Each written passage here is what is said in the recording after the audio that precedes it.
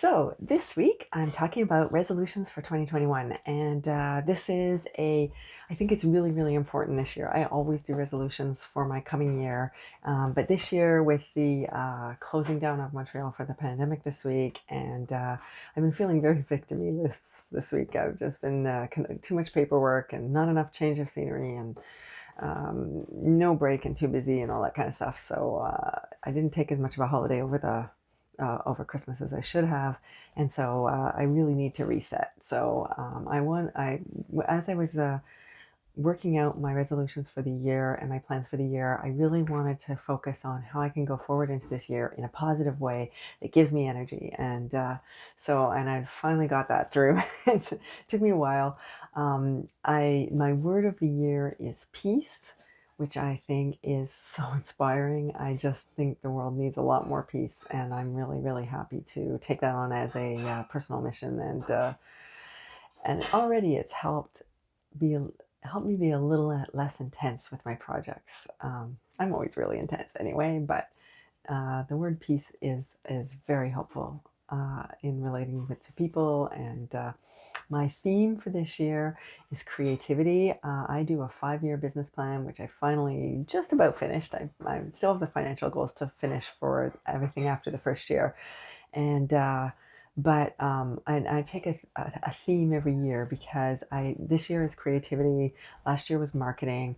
I really think it's important to have one overriding goal for a year so that when you're trying to decide between projects that all of which are really fascinating. I'm always so fascinated to do too much that if you want to cut things down, it's a little easier if you remember this is not a training year, this is not a marketing year, this is a creativity year. So if it has to do with making a new course or writing a new book or creating something new, then I'm all in for it. But if it's in addition, I mean, I have natural marketing projects during the year, and I participated in the Canadian Freelance Guild has a marketing challenge every 2 months, which is on right now, and I've always participated in that. So it's not like I put my marketing goals aside, but if I'm if I'm trying to add something that's not part of the usual routine, it will not be added this year unless it has to do with creativity. So that was really exciting. And but as you know, if you've been following me for a while, I do way too many things. And so last year I ended up getting a little overwhelmed with some of that. So this year I'm going to do 3 things to try and help myself get back on track and to say no to more things.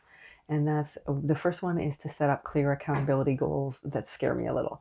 And that includes, because of NaNoWriMo and the fact that for the first time ever, tracked my word count per day and my word count per month. I've got a clear word count that I want to get done per each month and I've set up 4 different sprints. So the first sprint, the first quarter, I've got January, February, March, and I've got a clear word count, I've got a blog count, I've got a number of podcast count. And if it turns out that the first sprint is a little bit too rushed, I've put too much in there, then I'll change the second sprint. I've written out the first, second, third, and fourth sprints, what I want to do looking at it from now, but I will change them according to what actually happens as I go forward. So I think that's a really important way. There's word count revenue, there's revenue goals, there's product goals. So I have a couple of books, several different books that I want to get done this year. I have some courses that I'm launching. The next version of Profile Your Business is coming up in February. I'm really excited about that because I've now connected. Basically, my goal is to help all Canadians find their life purpose. And I do that through my 3 main courses, which are Profile Your Business, Profile Your Ancestors, and Right to Grow. And so, Profile Your Business, we spend so much time in our business. It's really important to make sure that your business and your personality and everything that you want to accomplish as an individual is reflected in what you do for work. Otherwise, you're going to be miserable.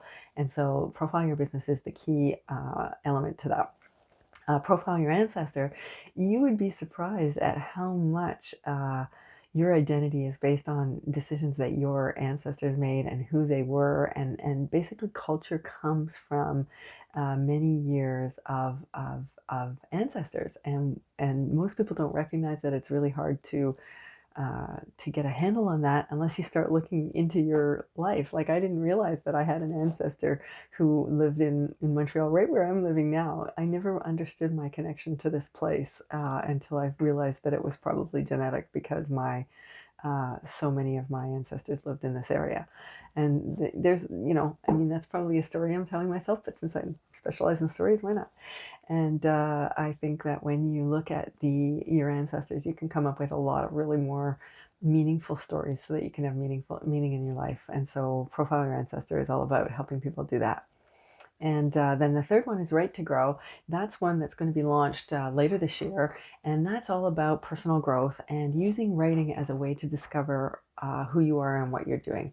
A lot of people are not writers, and this one is geared to people who are not normally writers, because if you're a writer, then you know how to do this. But if you're not a writer and you do some writing exercises, you can discover a lot about who you are and what you want. You can actually, when you're conflicted about a decision, you can actually work it out through writing. It's really, I'm really looking forward to developing that course more. I'm very excited, and it can, like I said, it connects to help you find out what your purpose is here, and to make sure that you feel good about accomplishing that. So that's under the accountability as well for the courses. I have several books linked to those, and I have several books that are already underway that I have a schedule for accomplishing those as well and publishing them. And I've divided it up into pre-launch, launch, and create, so that I have less, so that I'm doing less at any one time, but that I still can see where my goals are going.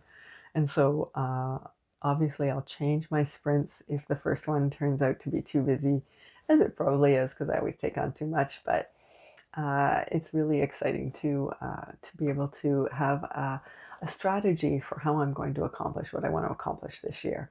And I also got a really cool idea from Michael Elron. I don't know if you're part of his list, but he sent an email this week talking about his productivity hack, and he uses word count as a way to make sure that he accomplishes, because he is a novel writer, and he's also a law student, he's raising a family, and he also he does videos and a podcast and a blog about leveling up as a writer.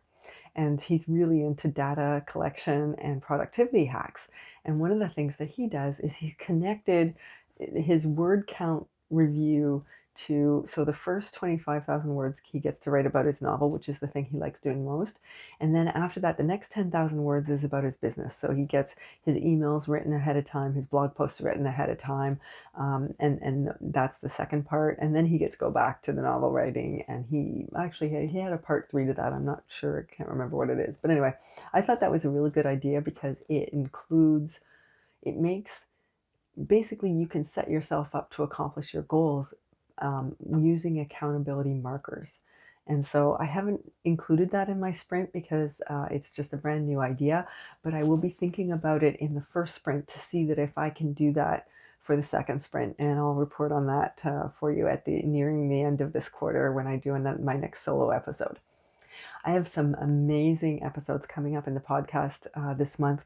I'm so excited. There's Irene Moore, who is a researcher in Ontario. She focuses on hip hop and Black history, and she's in Windsor, Ontario. And I'm so looking forward to introducing you to her. I have a permaculture farmer and a good friend, Stefan Subkowiak. I've got an interview with him this month.